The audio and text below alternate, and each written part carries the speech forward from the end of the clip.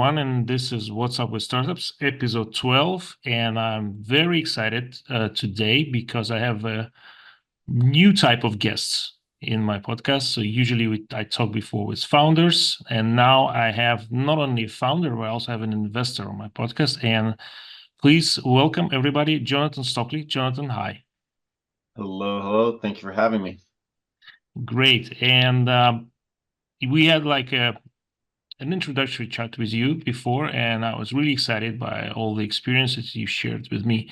So before we dive into those, and I just want you to a little bit introduce yourself, and tell our audience how you came up, how you ended up in climate tech after all of your ventures and startups that you did. Yeah. So again, thank you for having me, Jonathan Stokely. Kind of a lifelong entrepreneur, but I've been involved with fast-growing startups and large global corporations, helping to save time and make money, especially through process efficiency, technology, and most importantly, revenue operations. As we know, business is money, and you're either wasting it or making it. So I would go in and try and help make it. Several years ago, I co-founded an incubator accelerator, more of a pseudo venture studio, Coventure.io. To date, we've helped 28 different startups find 28 million in VC, angel, and grant funding, ranging from clean energy to Web3 and SaaS. So a couple of those are actually valued at the unicorn $1 billion mark right now. And another was even featured on Shark Tank, which is the only plant-based ski wax in North America. Shout out to Mountain Flow Eco Wax and Peter Arlene. Why I'm in climate tech? Because I have to be. I'm a climate dad. First and foremost, I have an 8-month-old, and that's kind of what shoved me, over the cliff, if you will, that we're rapidly heading to. But I've been a lifelong conservationist, actually a 4th-generation conservationist with my great-grandfather stopping some of the dam crazes and blocking up dams, the riverways in southeast Missouri. I'm the type of guy that likes to pick up trash when I'm out on a walk because I believe each and every one of us can make a difference, and then change starts in our own backyard. So when I found out I was having my first kid, I pivoted away from fintech to clean tech because I saw the need to use my skills of revenue operations to help clean tech companies move faster, because we have to move faster. Climate change is speeding up, and we are way behind the game. And the status quo that clean tech companies are moving against have had decades, if not millennia, to reach the market equilibrium. So clean tech companies have to move faster, smarter, and make more revenue to reach almost a bottom of the market to provide their products cheaper than the status quo in order to afford them. But beyond that, I see a very lucrative business opportunity. The nature of clean tech is, moving faster, more efficiently, and cheaper than the status quo, and it's better for the planet at the same time. So it kind of creates that triple win for both business, planet, and people. And that's a real opportunity I see there from a business perspective and investor's perspective as well. To me, it's a no-brainer when you're doing something more efficiently and more economically and better for the planet at the same time. Okay, great. So this looks like a family business, like going back generations a little bit. You say, I mean, I grew up camping, hiking, love for nature. So did my dad, his dad, and my great-grandfather. So it's definitely something, I would say it's in my genes. And interestingly, you say that your kid kind of pushed you over to this business. I just recently read in the book about climate investing that it referred to some research which said that people who have kids, especially daughters, are more likely to support climate tech initiative and climate initiative of governments and so on and so forth, like carbon taxes and stuff. So interesting that you kind of chime in with that observation that I read in that book. So you I are think the working. term climate dad has come up, which I think is aptly and appropriate. It's one of those things that I never really thought I wanted to have kids, but now I did. It changes your perspective. I always thought that hey, I could, make money and buy the forest versus saving it tree by tree. But now after I have a kid, it's like, hey, I need to do everything we can to save every tree. Yeah, it does change your perspective. I have three, so uh, yeah, Yeah, you can relate. yeah, most of them grown up. So yeah, it does change your perspective. You start looking it to decades ahead rather than years. Or days. Yeah, exactly. So tell me about the incubator. I want to go into that because I never worked with one, and but I had on my podcast guests who are alumni of some of accelerators incubators like Techstars. So, what motivated you to do your own incubator for the startups? Yeah, so I live in Western Colorado. Our region is very tourist based. And, when I moved out here from Chicago, it was difficult to find a job that paid worthwhile. It's got involved with a local co-working center. So I started talking to them. They were wanting to do kind of incubator and accelerator programs. And I kind of raised my hand and said, hey, I've done a lot of these programs in Chicago startup scene. Let me help you with them. So before I knew it, I was designing the incubator and accelerator courses. It's really kind of create economic sustainability and resiliency on the western slope of Colorado because we're very boom and bust nature going all the way back to the mining days. And Mhm. tourists is the same way. As we see it right now, we're in the boom, and hopefully we can ride this wave a little bit longer. But at the same time, business people need help, especially entrepreneurs. And I kind of call them the ski bum entrepreneurs out here. But it's people that maybe have done the classic education of business, but for whatever reason didn't go into the corporate thing, want to do their own thing, and they need help. I like to say entrepreneurs need a helping hand or a kick in the ass, depending on the day and time, and sometimes at the both. But really, that's what we started it as, just a resource center. And we kind of deviate from the classic incubator accelerator, where they bring in. We had mentors, but our programming was mostly focused on actionable problems. It was almost more the venture studio model. So we dive in, dissected the business. What's their goals of being in our program? Is it to raise funding? Is it to generate more revenue? Is it to refine some of their processes, improve their marketing or their sales? And then we take actionable steps to do that. So if it's for investment, are they what's their pitch deck look like? What do their financial projections look like? What's their pitch? What investors are they talking to? What's their process? Investing is very much a sales process, as you know. So what's the kind of the process that they take towards reaching out and following up and continuing to get in front of them and new ones, as well as sales or marketing. What are the materials? What's the voice? What's the tone? Because you can have the best product in the world, unless you can market it and sell it, nobody's going to buy it. But you can tell somebody about it, it doesn't exist. And that's really kind of what we took, a standpoint. I think that's what's broken with a lot of the accelerator models is they have some mentors come in with fancy titles and pedigrees, and they come in and say, hey, you should be doing this, you should be doing that. But we only like to look at the success stories of the accelerators, and not the litany of bodies out there of companies that didn't make it, that went through their programs. And so Coventure has a very high success rate because we take a very targeted approach of a cohort and looking at, hey, here's a group of like-minded businesses in this sector. And we even took in nonprofits. We did a year of nonprofits, which was super helpful, because nonprofits operate just the same as a business. They just file their taxes differently. So that's kind of the big need we saw, is that founders need actionable help. They don't know what they don't know. And so we kind of came in and took the outside lens and helped them see the forest through the trees. So, can you break it down for me in like very basic terms? I mean, you have your accelerator, and what kind of startup would you take on in your program? Oh, there's got definitely some elements to the ones we took on, but it's thinking about what's the outcome, or what's the deliverable. We kind of had two different partitions of the incubator. Hey, I've got this idea, I've been working on it, I'm not sure where I'm going, what I'm doing. We kind of put them more in the generalist population of our startups. We take anybody. Hey, you're looking for help, we can help you. enroll in our programs, and we'll go through like marketing 101, sales 101, product fit, customer discovery, go to market, all the basic things that entrepreneurs do in the early days when they're trying to figure out what they're doing, how they're doing it, and getting out there. On the other side, though, the accelerator / venture studio, it was typically companies that were already revenue, so post revenue. So we did take a couple pre-revenue companies, and we had some that graduated from our incubator program into our accelerator venture studio program. But a lot of those were they had their direction, they had their going, they had their product, they knew who their customer was, but they just missing something to take them off. Thinking about the analogy of the rocket ship, they needed the gasoline to get past the outer orbit.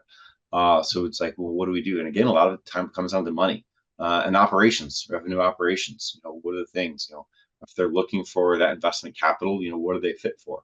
What's best for how they want to run their company and grow their company? Is it grants, non-dilutive funding, or VC, depending on the right fit, or angels? We also help curate the local West Slope Angels Investment Syndicate because there's a lot of wealthy individuals in the mountains of Colorado.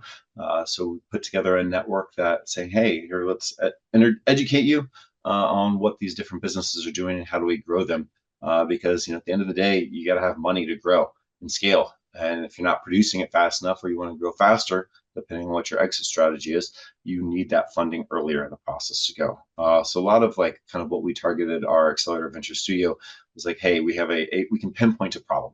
We can understand this is where you're at, and these are the action steps that we can put in place, the processes, the technology, the people to drive you to that point of growth and revenue for driving success and acceleration, if you will. Thanks. But if we step out a little bit of Coventure and look at the other accelerators, how effective is in general, in your view, accelerator program in preparing startups to scale? It kind of depends on the program. I know more people that had failures through Techstars that had success, but maybe I'm also hanging out with the wrong people. But it's also thinking about some of the bigger programs. There's some great ones out there, like Activate. There's more focus on deep tech, or Atomic VC. And the reason they stand out is because they help put those kind of operation generalists, the business people, in the driver's seat early on. They realize kind of the engineers and founding team need to couple and pair somebody with more of the money, finance, operations, sales perspective to move faster. Because if you're not getting money into the company fast enough, especially as we're seeing the kind of the valley of death after Series A round is widening, you got to get to revenue faster. And so I think the programs that are putting the business people in the driver's seat early on, maybe not just fully in the driver's seat, but definitely putting them in place, whether it's a chief operating officer or chief of staff even, because somebody's got to be behind the scenes. Thinking about most entrepreneurs as their product people. They've identified this problem, they've put together a solution, and they're refining that for their customer. A lot of times, investment and raising investment is a full-time job. Sales, full-time job. The leaders of the company and the executive team have to be able to sell, and they have to be able to raise money. But there's so much follow-up, there's so much due diligence, there's so much tracking down leads that you can't focus and find and perfect your solution, unless you're focused on it full time. And there's so much the business that have to do, whether it's technical implementation, human resources platforms. What are the benefits you're offering your teams and your employees? There's a myriad of rabbit holes that you can go down to finding the best solutions. And that's the problem with a lot of startups is they don't know which way to go, and they end up just chasing their tail because it's overwhelming. And the advice I give to startup founders is, how do you eat an elephant? Well, it's bite by bite. But if you have a team of people around you to help eat that elephant, it also goes a lot faster and smoother. And that's why I recommend investors, VCs, accelerators, put the generalist operations people in place earlier. Put the people in place who have the experience. Private equity has proved this business model. It amazes me how private equity can come in, buy an organization, put in a new management team, and by and large, it's fairly successful. So there's no reason why we shouldn't adopt that, especially as a changing landscape. When you look at SaaS, it kind of worked where investors invested in companies and they're successful because the SaaS programmers, they already had some business experience. They're already in there.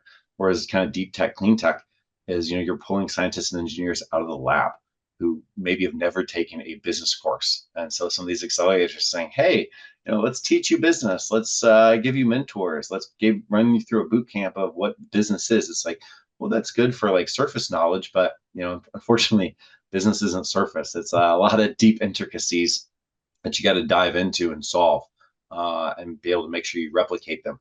Where scientists and engineers typically like to tinker. They are afforded the luxury of time of testing, refining, repeating, testing, refining, repeating until they get to a point, a steady state that proves their hypothesis or disproves it. Whereas business, time is money. Time is your enemy. So if you're not maximizing it, you're wasting it. If I kind of summarize it, what are you giving them? You're giving them the missing skills that they have that they don't have actually, like the generalist, operational, HR, marketing, sales, fundraising, so finance. But you're not only teaching it to them, you're guiding them to find the right people who are good at that, correct? Yep. And hire, basically make a team, make it work. Because for a founder, for a product-oriented founder, learning on the job is not an option probably, especially when they grow. Not afforded the luxury of time to learn on the job. That might work for large organizations that are bringing in entry-level people, but startups that have a very defined window to succeed based off their last raise, that time and clock is ticking. So the faster they can put the people in place or the person in place, and again, thinking of what are the basic foundational building blocks every startup needs, financial management, accounting, website, sales process. Some of these can be fractional. Once you get your website built, well, you probably don't need it. Content, you can kind of farm that out a little bit, but you still have to have that brand and voice. Financial projections, you probably don't need a full-time CFO from the get-go, but you need somebody that knows numbers and can wrangle with the finance person to make sure what they're projecting isn't crazy, or keeping tabs on the accountant person to make sure they're understanding the business lines and filing and correctly accounting for everything. But the sales is definitely something from the get-go. It's amazing to me how many organizations don't put full-time salespeople from the get-go. Obviously, if you have an MVP or working towards that, but even then, you don't. The executives and the founding team have to be the top of the sales funnel, to get and drive. But I found a lot of engineers and scientists wait until they already have an MVP before they start their customer discovery. Or trying to sell it. It's like, well, wait, the best indicator that you're solving somebody's problem is that they're buying from you. There's no better validation than money. Sure. Actually, there was a research by Planet A recently, and there was a couple of other climate investors that dived into skills, and they asked investors and they asked startups, okay, what skills do you think the startup is missing? And there was a clash. I mean, they had very different views of what skills they're missing. And like investors, they scared, okay, like the generalist skills and finance what are most missing in startups. And the founders would disagree with that. They would say, no, we are okay with that. Basically, we have those skills and we maybe need some other help, but in other areas, but not in this. So as I understand, you here side with investors' point of view. Oh yeah, and that comes from experience. I think the classic phrase is "you don't know what you don't know," and that is, I think, the hubris of a lot of founders. And I get it. They've worked tirelessly. Their startup is their baby. They've nurtured it, grown it, and got it to a certain point. There's nothing that they can't do. I get that, but I think that's really what defines and differentiates those that succeed and those that don't. Because they know what they don't know. They know that they need to bring on people who know more than them or who are more specialized in them, because raw talent can only get you so far, and you need to rely on that experience of the people who've been there, done there, dug the trenches Mhm. and jumped over the wall, that have the scars and the tears and the blood to say, hey, I've been there, I've done that, I know how to drive this forward. Don't step there, don't do that, to really go forward. And that's why I think the startup failure rate is so high, is because you're not putting some of those generalist people in there that have been done that. Again, whether you're looking for fractional people or specialists, having an operations generalist from the get-go is going to help. They know more than the founders, and they're going to know at what point, hey, I can use and leverage fractional people, and which good fractional people I can put in place, and at what point in time I need to go full time. When does the finances allow? When does the need to have those full time people in place, and then grow the team. That's definitely where you see that transition. What I consider the scale up phase from just the growth. Okay. If we can go down to trenches now a little bit, like from our down from our real perspective. Oh yeah. Can you give an example of a situation? I mean, examples always work best. I mean, even like anecdotal evidence, despite all the trust we put in statistics, and saying, I had that case when, or I had that meeting when, and it usually makes it really drives the point home.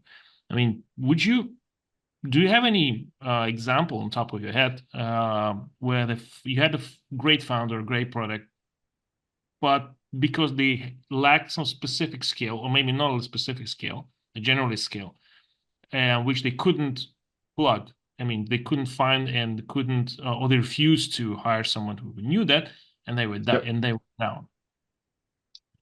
Oh, I mean, on one, you can look at the 90% of the statistic of 90% of startups that fail. I think that's why that exists. There's obviously product market fit issues there, but that's also when I think they fail to bring in people. I had a conversation last week with a deep tech company who is having like several $100,000 worth of revenue, and they had some salespeople, and I was like, what's your sales pitch? Let me hear it. And they were like, we don't have one. It's like, well, what do you mean? It's like, well, what's your sales process? Well, people are buying our product. I was like, wait, what? Like, how do you get so lucky? But that can only take you so far. And that's the problem is revenue generation through sales is that early sign of customer product market fit, but that's only going to take you so far. You got to have the technology in place to track those leads. You got to have the diligence of the branding of when you're pitching your product. You got to have your sales materials to really drive home and to put them in front of, so they can scroll through their email, or that drip marketing campaign to kind of keep in front of them, to stay top of mind. What's the cadence that you should keep following up with them, whether it's an email or whether it's a phone call, or what conferences are they going to be at that you should be there to shake hands, so you can kind of wine and dine, and talk to them during cocktail hour. So it's interesting to me how many startups think they're on the path to success, and like, hey, I'm winning, I'm making money, I'm growing, and then they can't see that cliff that they're headed towards. I had a recruiter a while back tell me that operations is a dying role in companies. And I was flabbergasted, because I was like, well, if operations, to me is everything in an organization's operations. You get the CEO at the top, and then you might have a COO, but there's got to be somebody that's helping coordinate the pieces together. And so that's really the Isn't thing. Let's go isn't ahead. that a CEO's job? I mean, yeah, you have the COO, you have the operations, I mean, at the plant level or Yep. a little factory, but then you have you get your HR person. I mean, you get your sales, you get your chief of sales, Yep. and then what is so special about the operations? And what I get a feeling that when you say operation, you don't mean like the factory guy who's okay. This is our manufacturing process that we go through. When you say operations, you mean something different. Yeah. No, I Can mean, you like, can you pinpoint that? Like, I mean, go a little bit in depth here. Yeah, and that's something when people think operations, they think, manufacturing, hard tech. But SaaS and kind of soft tech requires just the same amount of operations.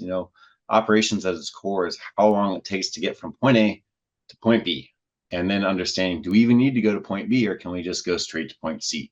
And so when you think of like HR is a perfect one.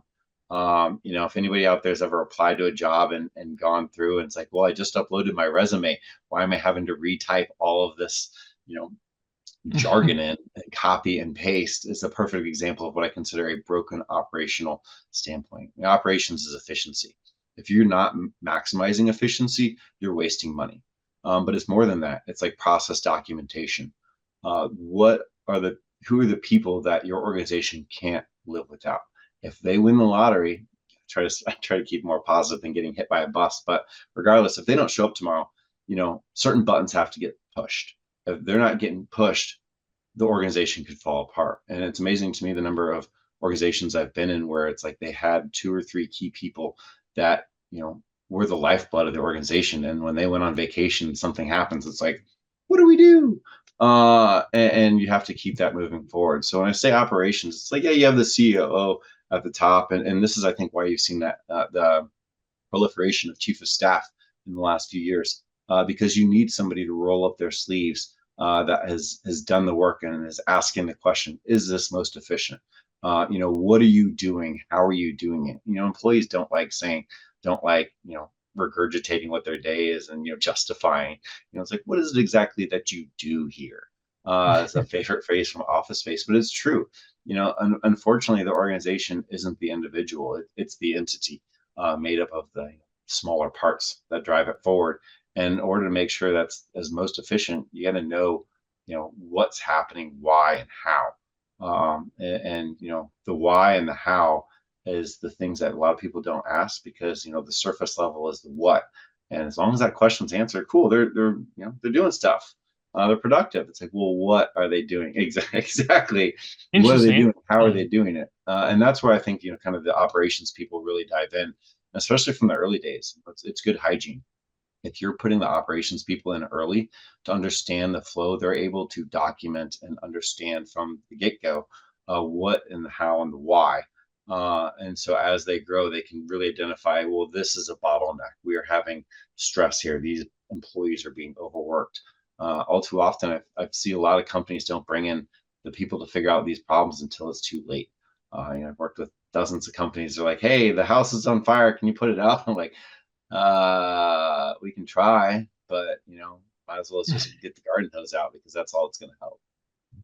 Rings familiar, this one, to me, because um, I didn't. I was. It was in the back of my mind when I was doing 2 companies. So one was in wind, the other was in batteries, Mhm. and I was thinking that I have to. I mean, I basically split my time in three. In 3 sections. So my third of my time was devoted to going to my superiors, to my investors, and dealing with them. The third of my time was just going out, like clients, presentations, public relations. And the third of my and the last third was devoted to talking to all my team, making sure they align, making sure they actually work together. There is a process that is a process has been developed. People actually doing what they're supposed to do, and trying to find ways to automate that. You know, to automate those processes. I had like I usually had the guy work. There was a guy who worked with me. In the batteries, he was my CFO. Mhm. But in reality, I think he was that operations guy, because he would come into my office and say, "Look, I mean, the manufacturing team and the sales team aren't aligned. I mean, Yep. this thing going to go to hell in a couple of weeks, so we need to put them back together."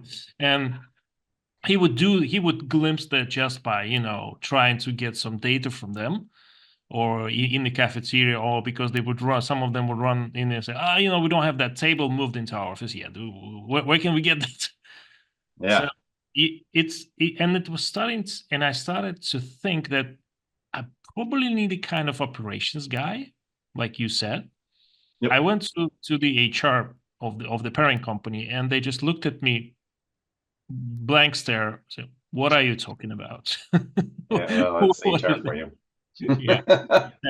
Yeah, I realized that. Okay, that's broken. Yeah, I'm on my don't get me started on HR.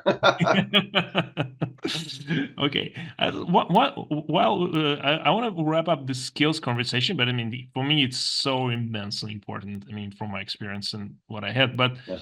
I mean, the way you describe those people, I mean, those people with operational skills, I mean, they have like a couple, probably at least a decade of experience under the belt in senior positions, Yeah. which means that the total experience like 2 decades, maybe three. And these people are usually expensive. How can a startup afford them? Well, again, this is why HR exists, is to find the right people. But a lot of it, I think, is just promotion from within. Who are the people that are saying, "Hey, these are some fires, and here's how I put it out." For like me, example, I grew up on a farm, so it comes naturally. You see something to be done, just do it. And I think the people with diverse backgrounds, I don't want to call them career hoppers, but you look at my background as I've spent 5 years in sales. I've spent 5 years in technology implementation and engineering management.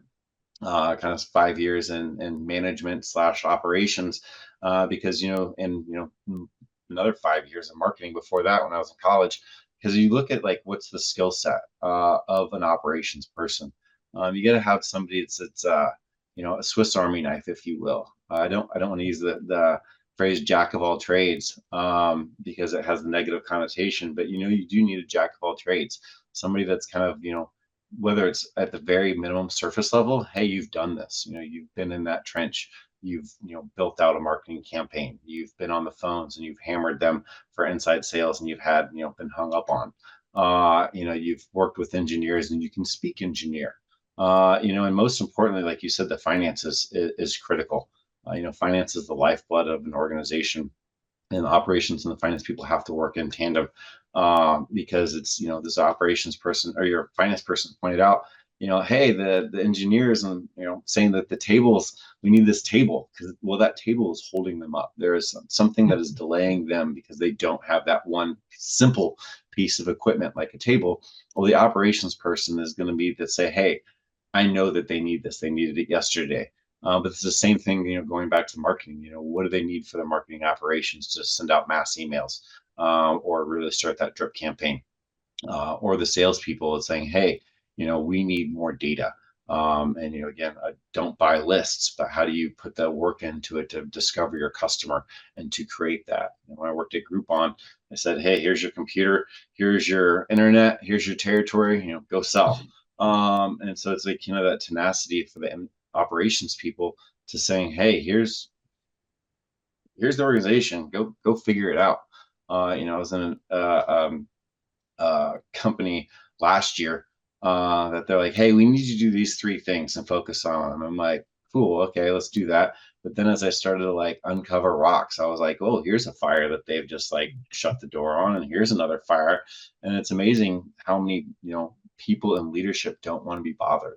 They're making money, and you're saying, hey, this is a problem, this is why it's a problem, and here's the most importantly, here's the solution. And that's, I think, the skill that the operations people can bring. And I think, part of the recruitment process is broken. The days of writing a cover letter and here's my resume and here is a BS 30-minute interview.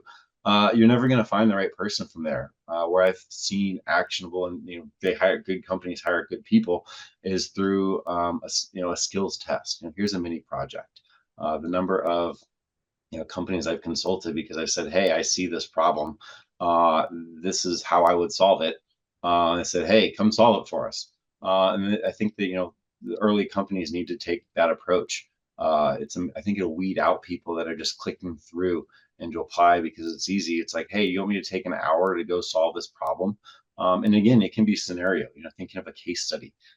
Here's a one-page paper of how you'd solve it. You're going to find a lot more quality people, and that's one of the suggestions that HR talent recruitment out there is make the hiring process actionable, make it real world. There's so many HR recruiters that are removed from the day to day. The hiring manager just gives them this piece of paper and say, hey, go find this person. It's like, well, what are the 20 keywords? And then cool, this person just like, filled out a good system for our ATS and hired them. But what can you do that's actionable? What can you do that really assesses their skills? What are the needs inside of the company? What's a case study that they could spend an hour on and produce solution statement for the problem you pose to them? And that's what I'm thinking I'd recommend, to how do you find these operations people? Because, on the surface, they kind of look scattered, but on deep as you dive into them, it's like, hey, no, they've done this here, they've done this there, they've done this there. They're the people that can, the firefighters we need on the front lines to, put the smoke out before it turns into something bigger. Okay. Never heard that from an HR in my life, unfortunately. But I remember myself thinking that I would like to have that, because the HR would just bring me a stack of CVs and say, "Go pick." Yeah. I Yeah. just And you're okay. busy. You don't have time. I mean, and when you get 50 resumes in front of you, chances are it's the first 2 or 3 that you're going to remember or stands out, because after that, all the other needs and things of your day start creeping in. And anytime I've done hiring or recruitment in the past, it's good in the early phase. You got to look at resumes and operations, but at a certain point, what's more actionable? A cover letter that was produced by Chat GPT, or or an ATS system that scans out and filters out because they didn't have the right the right keyword, Mhm. or is it something that they can take away and say, hey, I want to work at this company, I believe in what they're doing, and here's the problem statement, and here's how I go about solving it. And whether you can refine that to saying, hey, do this in 300 words, or you say, hey, go at it. One time I got flown out to Manhattan by a private equity company one time, because I told them that their investment was terrible, and that their MBAs were doing the wrong, they weren't marketing properly. And here's all these holes that I found in their organization, and here's how I would solve it. So it's amazing when you go put forth a little effort to showcase, what are they doing? Obviously, you can't always see from the outside. If the website looks good and their content marketing looks good, you're not going for a marketing job. It's hard to look to see the problems unless you lift up the hood. But that's something, they're hiring a person to solve a problem. It should be much easier for the hiring manager to say, hey, this is the problem we're having, versus, hey, here's a 2-page description of the person I'm looking for. So again, save time. Yeah, that's a really good insight, I think, for like a tip for if you are a startup and you had no idea what you were, how to hire people. I mean, Yeah. just formulate this as a problem. Yeah, this is the problem I want this person to solve. Now, and every person who submits me a resume and I get him on Zoom and interview him, say, okay, how are you gonna solve this problem that I have? And Yeah. if I like the answer, okay, you hired. Yeah. Um, And that's I think, the difficult, right now it's all networking. The job market's very hard, and a number of people I've talked to that are like, you can't find a job, and I've been doing all this networking. It's hard to have a conversation. Thinking of like, hey, what are you doing? How are you doing it? Because so many founders, nobody likes to admit they have a problem. Nobody likes to say, hey, we need help.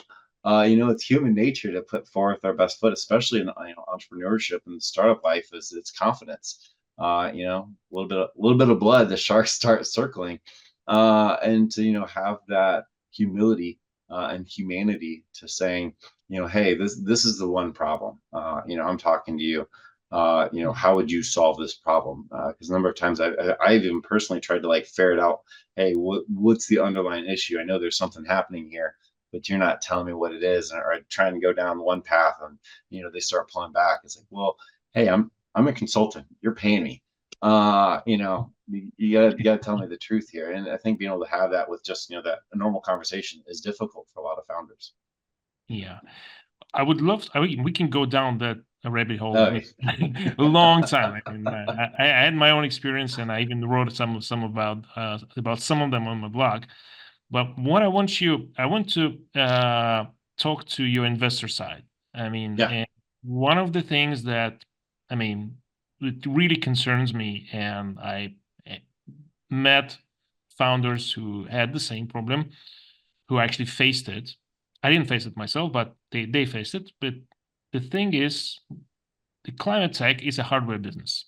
Yep. And for hardware, you need a lot of money to Yep. build this. Oh, massive Now, amounts. massive amounts. Now, how can a founder protect his share or their share that they have? Because each time they get in these massive amounts of money, and it's very easy to give in to investor pressure and just end up with like under like 10%, Yeah. 5% shareholding, and it's business, and you don't feel like it's your business anymore. I Yeah. mean, it's the big guy's business, but they sit there, hands folded, and then look at you, say, "So what you gonna do, man?" And you go, "Guys, I'm like, I'm like on a paid job now. Like I'm not Yeah. So, feeling sounds any like you've a been there. founder anymore." Yeah. Yeah. And I've a bunch of founders that get in that position, especially the hardware. Investors want to hedge their risks, especially in manufacturing. Here in the United States, we haven't really had manufacture for decades, and so a lot of startups, when they're in that space, they know what they do, but even then, they're kind of putting it together. I don't know too many entrepreneurs that are like, I mean, I know a few, I should say, that have been in the hardware game and repeat startups. But a lot of times, if they have that from a hard tech, soft tech, they're figuring it out, and that's where you got to find the right investors.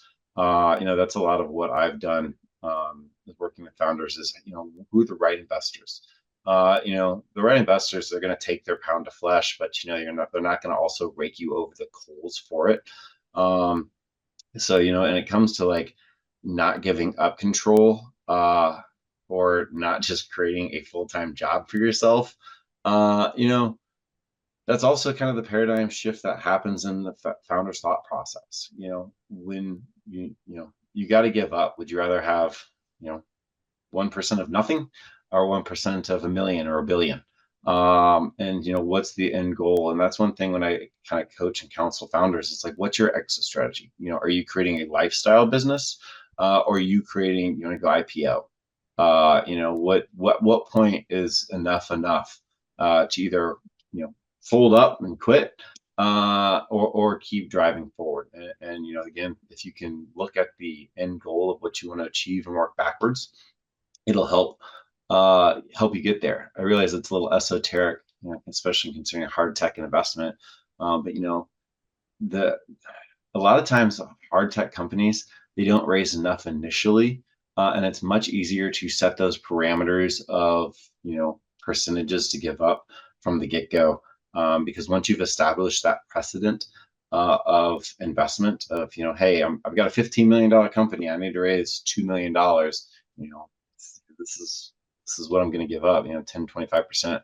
And also the vehicles of how you're raising it. There's a lot of non-dilutive funding out there, or even like kind of think of like a safe note, or actually more like a loan. There's a lot more investors can pull on it. Or something I've seen a lot of times, these days, is Reg CF crowdfunding, leveraging those platforms. The number of hard tech companies I've seen doing successful CF rounds. There's a couple out there that have raised 60 million plus, from that, which is pretty cool. But at the same time, that's why one of the reasons why I counsel saying put an operations person there early. What's your financial model? The number of hard tech founders that come out of the lab and I'm like, what's the dollar amount you need? And they start talking. It's like, no, no, no, no. You're like, you're not even in the ballpark. Keep jacking it up. Especially in the early days when you're raising. Raise almost, especially hard tech, raise double what you think you need. And that's something. Again, then that's the problem with money and the founders, that they're not used to large sums of money. When you think of $1 million, like, oh, that's a lot of money. They're like $10 million. That's a lot of money. $100 million. That's a lot of money. No, it's not. That's pennies in the bucket. Especially when you look at the size of a typical corporation, that's like $1 billion. We even saw the $1 trillion mark, for some organizations, which is flabbergasting. Obviously, that's a lot of valuation speculation. I'm not going to get into the issues with the stock market, but but that's really what it comes down to is, founders get gun shy when they see, more than 6 zeros. They're like, oh, the eyes get big. It's like, no, you got to look past that. You got to understand that $10 million is the bare minimum for hard tech. Especially just source manufacturer. Are you outsourcing it from China, India, or Taiwan? All right, cool. What's your bucket look like? What's your time horizon to get those products over here? Are you going to eventually build your own manufacturing facility? Where are you going to have it? The employees? How much automation are you going to put into that? Those are all questions that you got to ask. And this, again, why I counsel having an operations person come in, because literally when I'm working with some of these hard tech founders, I'm like, all right, cool. You've got your MVP. You've got your product. What did each bolt cost? What did each washer cost? What did each screw cost? How many do you need? How much did this take? All right, well, we're going to have at least 10% waste, maybe 25% waste. And now let's times that times 100. Now let's do it times 1,000. Now let's do it times 1,000,000. Especially project times. I minimize when I'm helping companies with financial projections. I have a general rule of a baseline of 25%, both time and money. So regardless of what number you come up with to execute that you need, add on 25%, and then do another one for 50%, and then do another one, just double it straight up at 100, and then you're maybe in the ballpark. Because at the end of the day, would you rather have an extra dollar in your pocket or needing 10? And that's the point of getting there and understanding that valuation and what you're going to take to get there, and how much you're going to need. Because if you're asking for $10 million and you're only going to give up 10%, it's a much easier conversation than I'm asking for $1 million and I'm giving 10%, but I actually needed $10 million. So I'm going to have to go back to that well. And then all of a sudden you're giving up, 80, 90% of the company. So ask for more, give up less, stick to your guns. That's a good advice. And I think in my experience, it takes a lot of nerve on founders. Nerves of steel. Nerves of steel. Circling back to your to our earlier conversation about the skills that needed, and probably this is where you can get like a short-term help from someone who say, okay, no, let me put together a financial model for you. This is pre-money, post-money valuation. This is how much you need. This is how much you're going to get. And this is how you keep your share intact. And could you give like I don't know, what's in your view a share that a founder should aim, or a group of founders should aim to keep all through the rounds that they raise? And say they want, I get your point about the lifestyle versus IPO business. Yeah. So let's say it's a lifestyle. Yeah. If it's a lifestyle and you want to keep it, you want to work with it, what should be like the minimum amount you want to keep as a founder or a group of founders? Well, a good lifestyle business is 100%. Well, again, it depends on how fast you want to move. How much revenue are you going to be able to produce over what period of time? The more revenue you're able to produce, the less you need to give up. Lifestyle business, hey, I'm tinkering. I can build it in my garage. I've sold a couple products. I can go to the local bank. Maybe my government has some grants that I can fill out. I've got the luxury of time, and I don't need the outside investor capital to dilute my ownership. There's a lot of non-dilutive funding out there and alternative funding options, and those are the ones lifestyle business should pursue. If you are building a lifestyle business, do not do a deal with the devil. If you do need investment, go to an angel, find some angels, because they're gonna probably take less, and they're not gonna rake you over the coals as much. They're not gonna be looking for an exit as fast. They might be, but again, know who you're getting in bed with.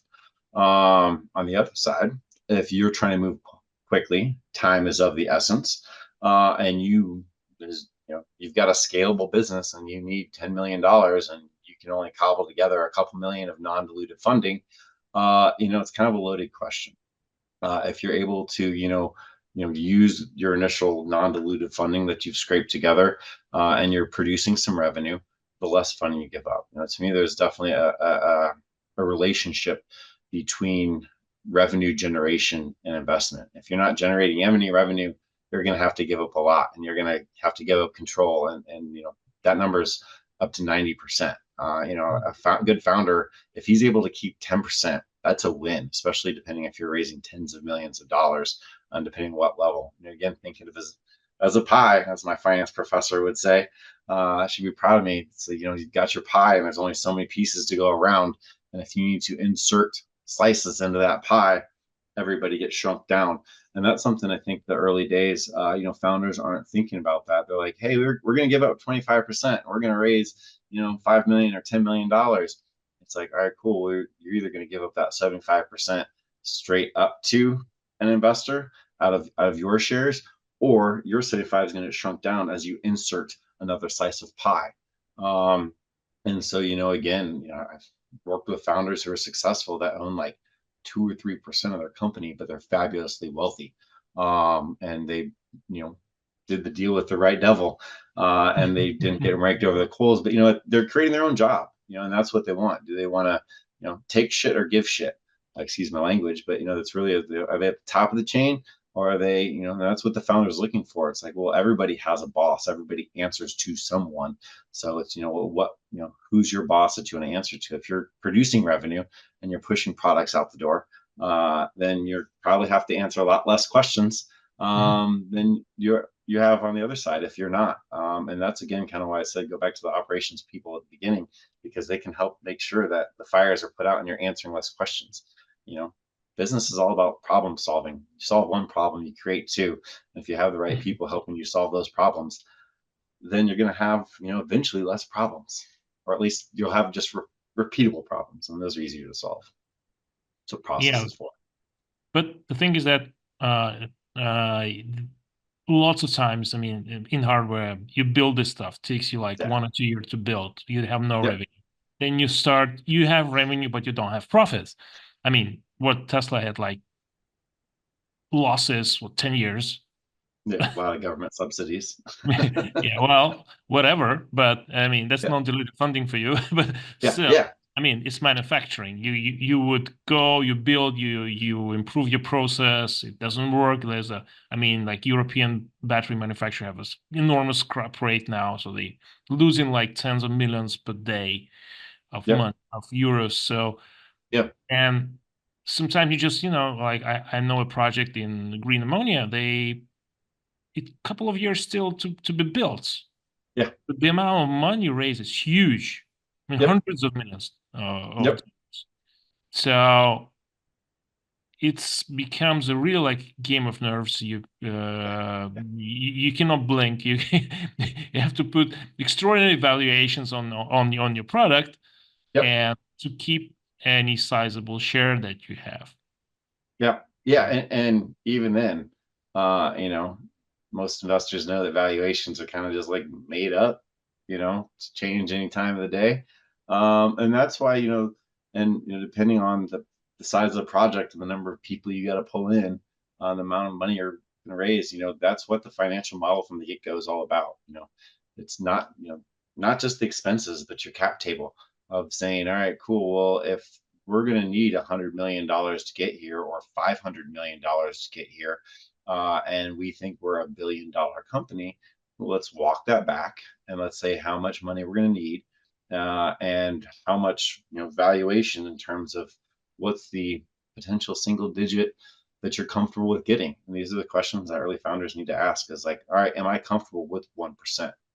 That said, making sure you bring in the right people to not give it too many, too much control to go. But again, it's like, at a certain point, your baby's out of the nest, the bird's flying, and you're, just along for the ride, and you're there to, as a founder, as a CEO at that point, you're no longer a founder, you're a leader, you're a CEO, you're there to just keep the train on the tracks, making sure the products are selling, solving the problems, and continuing to grow, or continuing to find revenue towards that next round until you can get to the revenue. And that's a scary thing, and why I coach a lot of businesses. It's like, if you're going to take 2 years to get revenue, plan on maybe 4, worst case. Because again, there's no more things that can go wrong. You'd rather have extra time and beat schedule and beat your budget then not, because you don't know when and if you can find that investor to come dig you out. And it's a lot easier to negotiate when you can walk away from the table and say, hey, I don't need your money. I'm a rock star. We're making tons of money. I got money everywhere. People are throwing it at me versus, dear, please God, I need money. I need $1. I'll give up anything for it. So that's a much different conversation. Again, fundraising is a full-time job.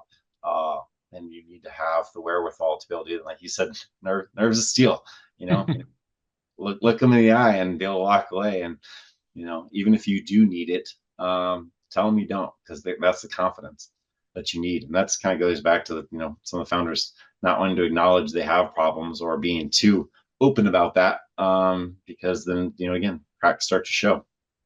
Okay, great. Well, thanks very much, Johnson. Just before we wrap up, what would you recommend green tech startups, scale-ups who just starting the growth? What should they watch out for? Everything. No, I mean, but seriously though, watch your dollars. Expense, especially in the early days, is the biggest thing that can get out of control.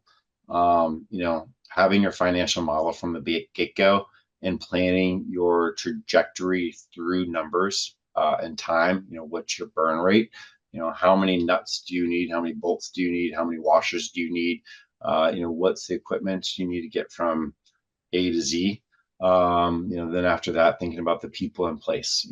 Obviously you need engineers, but at the same time, if you're not a business savvy person, find somebody like myself who can come in and either work fractionally or full time to keep an eye on your expenses, who can keep an eye on your processes, who keep an eye on the people, saying, hey, they're producing, they're getting to where you need and want them to go, because things get wild really fast, and once things start breaking, and that's one of the issues with hard tech and climate tech and deep tech, is the consequences are so much greater, not only from a financial standpoint, because there's a lot more investment needed to get past that to escape, but it's like also the danger. There's times real lives safety is a huge concern, and so you have the CEO can only do so much, wears so many hats, be in so many places, so finding people that he or she can rely on to get it done, that has enough business experience in the areas that need to put the people in place and to manage the business so that they can focus on the product and producing that revenue, because operations and finance should work hand in hand, just like sales and marketing. It's amazing times that they don't, and so my advice to founders is watch your pennies, and bring on somebody that can help manage the business. Great. Well, thank you very much, Jonathan. I really enjoyed it. And I mean, I could go on for hours about these topics, just even just the skills and the building the operations and the teams. And that was really insightful. And I think it was quite a new episode in the series that I have. So thank you very much, and good luck to the Coventure. And yeah, hope to speak to you again sometime soon. Yeah, I appreciate having me. Pleasure is mine. Maybe we'll have to do a part two as a follow up. Yeah, But I think so. I have about the same number of questions, maybe more, still unanswered. So, and I want to give a shout out to Eugene, Work on Climate. So Work on Climate is one of the largest online communities helping solve the climate crisis, getting more people to work on it, whether they're founding their own companies or whether they're helping coordinate and network the people to work on the problem, because every job and every company is a climate job and a climate company, because we're all impacted by climate change. So if you're not involved, I do founders office hours, founders and finance office hours to help solve the problems that we're talking about, once a week. It's a free community, free jump in, and I'd be happy to help solve your problems. So I just want to say, if you're not familiar with Work on Climate, check it out, workonclimate.org. yeah, actually, we met with you, Jonathan, through Work with Climate. So, Yeah, that's it. Yes. Yeah, no, that's why I just want to give them a quick shout out. So anybody's listening. Great. Thanks. Thank you much, Jonathan, and good luck. Appreciate it. Thank you. Thank you.